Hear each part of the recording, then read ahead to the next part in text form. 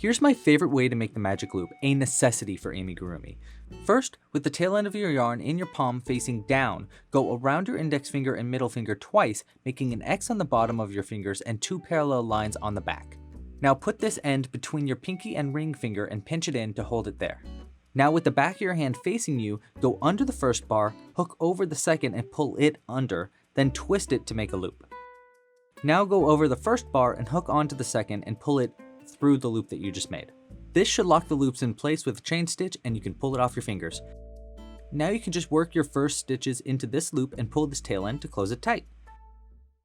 Make sure to crochet around the tail end to keep it closed though.